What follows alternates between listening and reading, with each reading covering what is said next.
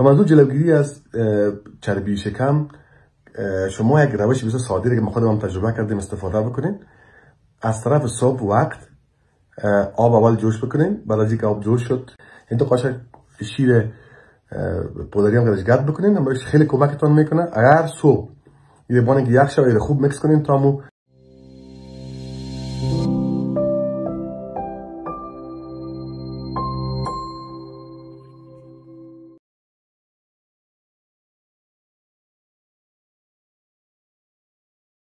هموطنان گرامی سلام. من دکتر مجتبی صوفی هستم، دکتر داخله. امیدوارم خوب صحتمند باشین. به سلسله ارائه معلومات طبی به زبان ساده دوستای زیاد پرسان کردن، سوال کردن که چطور میتونیم که به یک روش بسیار ارزان و ساده چربی های شکم خود آب بسازیم.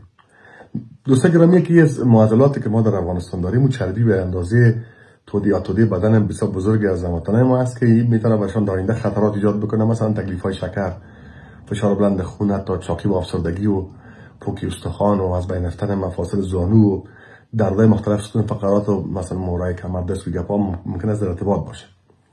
به منظور جلوگیری از چربی شکم شما یک روش بسیار ساده که ما خودمون تجربه کردیم استفاده بکنین.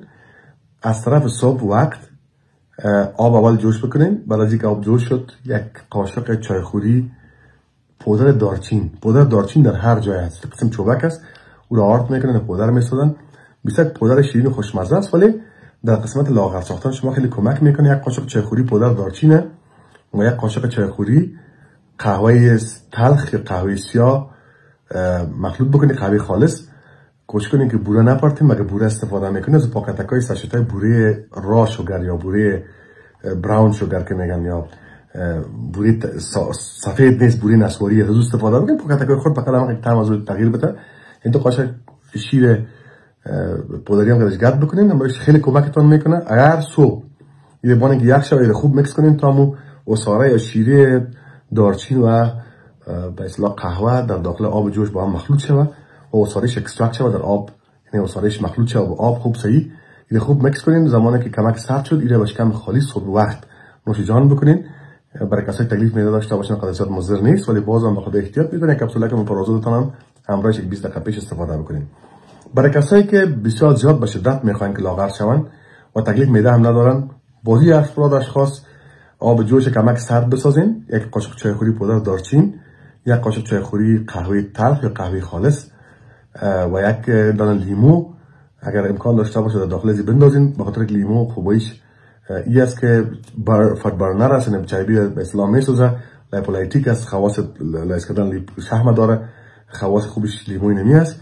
و دیگه ای که باز کمک بسیار کم از بوره خام یا راش شوگر یا بوره نسواری استفاده بکنین، به خاطر که بوره سفید که از پالش میشه بسیار زیاد مواد کیمیاوی به اصطلاح امروز ممکن مخلوط شه و شکرش بسیار زیاد بالاست، زیادی کربوهیدراتش. از این خاطر دوستای عزیز متوجه نکته ظریف باشین. بازم تکرار میکنم، آب جوش سرد شده، یک قاشق دارچین، یک قاشق قهوه، یک دانه لیمو. اگر بوره استفاده میکنید نکنین، بهتر است. یعنی استفاده نکردن بوره خام یا کالریش کم باشه، فقط داخل طعمش که تغییر میدین خوب است. ولی در کل این متد شما استفاده بکنین در مدت 10 روز الی 15. چون من خودم تجربه کردم، احساس میکنید که وزنتون کم شد، شکمتون داخل رفت، چربیش آب شد، بخاطر متابولیسم بدن ای بلند میبره. و یک نکته دیگه هم براتون بگم، کسایی که با هیچ روشه، با رژیم غذایی، با مثلا با سپورت، با پرهیز، با خلاصه هر نوع متد تکنیکی که اینا با گرفتن دوا مثلا لاغر نشدن، این افراد اشخاص معمولا چربی دور شکمی دارن. این در اثر استرس به وجود میاد دوست عزیز. این باز یک دوای خاص داره، در دوای کاتگوری دوای ضد افسردگی است که معمولا دوای ضد افسردگی آدم چاق میسازه. ولی این کاتگوری که باز باتون اگه زرات باتون بگم نامشه، اگه زرات با پیام بزنید در پیام خانه در مسنجر که براتون نامش بگم، این کپسول بر علاوه که افسردگی شما را خوب میسازه، خواب آور هم نیست و شما لاغر هم میسازه. استفاده بکنید. من خودم تجربه کردم دیگه، خیلی با نتیجه داد. دوستای ویدیو با دیگه دوستان شریک بسازین. امیدوارم که ویدیو کوتاه و ساده براتون مفید بوده باشه. تشکر.